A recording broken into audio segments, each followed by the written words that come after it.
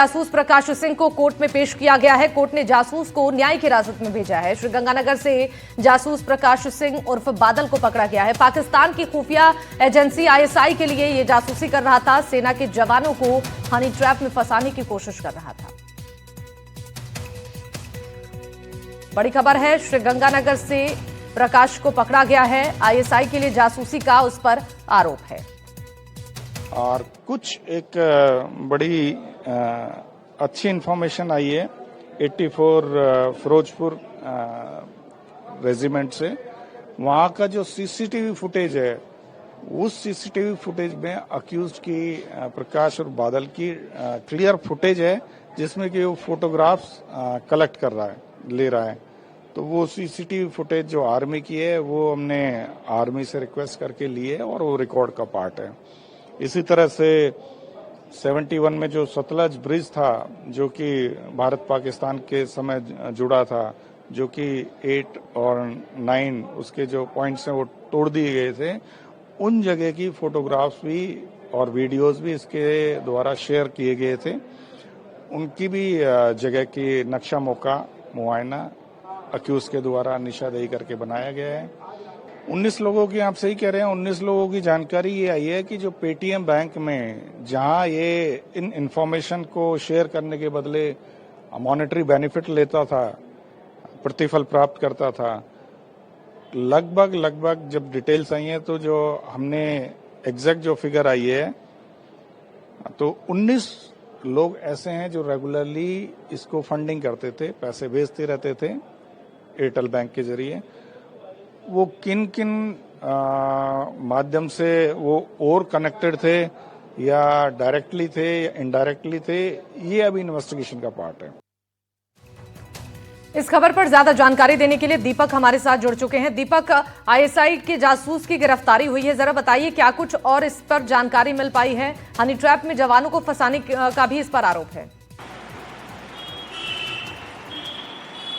बिल्कुल, देखिए, प्रकाश उर्फ बादल जो कि जिसको 10 दिन पहले ही सीआईडी इंटेलिजेंस ने पकड़ा था राजस्थान के श्रीगंगानगर से, और इस पर आरोप ये था कि इसने 4 राज्यों में जासूसी की, जिसमें पंजाब, हिमाचल, हरियाणा और राजस्थान।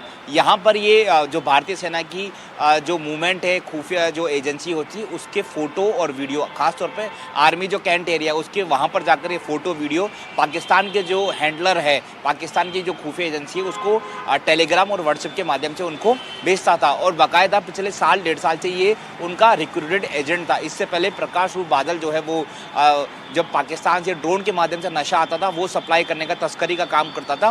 फिर वहीं से उन तस्करों के माध्यम से ये पाकिस्तान की खुफिया एजेंसी के संपर्क में आया, और तब से ये उनका रिक्रूटेड आईएसआई का जो एजेंट है वो बन गया, और लगातार ये भारत के जो 4 राज्य हैं उनके लिए जासूसी कर रहा था। इसके साथ इस पर यह भी आरोप है कि इसने यहाँ के जो इंडियन जो व्हाट्सएप नंबर है वो भी पाकिस्तान के हैंडलर को दे दिए, ताकि वो वहाँ से पाकिस्तान से जो हैंडलर है उसको मोबाइल नंबर को चलाए, और उनको भारत में जो नागरिक है या फिर जो सेना से जुड़े जो जवान हैं उनको हनी ट्रैप के फंसाने में वो उपयोग जो है वो लिया जा रहा है। क्योंकि कोई व्यक्ति, अगर यहाँ पर बैठा हुआ व्यक्ति इंडियन नंबर से बातचीत करेगा तो वो आसानी से उनके झांसे में आ जाएगा, और हनी ट्रैप वहाँ की जो महिला हैंडलर है वो उसको चला रही थी, और लगातार इनको हनी ट्रैप में फंसाने का काम, ये नंबर भी उनको देता था। हालांकि कितने लोग, कितने नागरिक या कितने सेना के जवान केवल कयास है, ये पूछताछ में उन्होंने सीआईडी इंटेलिजेंस को बताया है, ये जो प्रकाश जो जासूस है। लेकिन अभी इस विषय पर चर्चा की जा रही है, कौन कौन लोग जो है और संपर्क में हैं। और बहरहाल इसने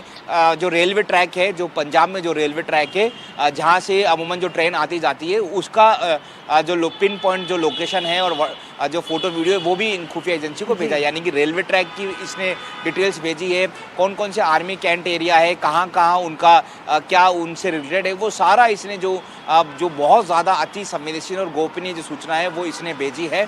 तो ये लगातार पाकिस्तान के लिए जासूसी कर रहा था। ऑपरेशन सिंदूर के दौरान भी इसने कई सारे मूवमेंट की जो सूचना है वो दी है। तो यूँ कहे कि सीआईडी इंटेलिजेंस को एक बड़ी सफलता मिली है। 10 दिन तक इससे पूछताछ की है, और पूछताछ में काफ़ी हद तक जो है सीआईडी इंटेलिजेंस को काफ़ी कुछ मिल गया है इससे आगे लीड करने के लिए, तो बहरहाल अब इसको न्यायिक अभिरक्षा यानी कि इसको जेल में भेज दिया गया है। बहरहाल अब इससे जो इनपुट मिला है उस इनपुट पर सीआईडी इंटेलिजेंस और अन्य खुफिया एजेंसी आगे काम कर रही है। माना जा सकता है इस केस से जुड़े अभी और भी लोग, उनको भी सीआईडी इंटेलिजेंस अपने रडार पर ले सकती है। ठीक है दीपक, बहुत शुक्रिया जानकारी देने के लिए।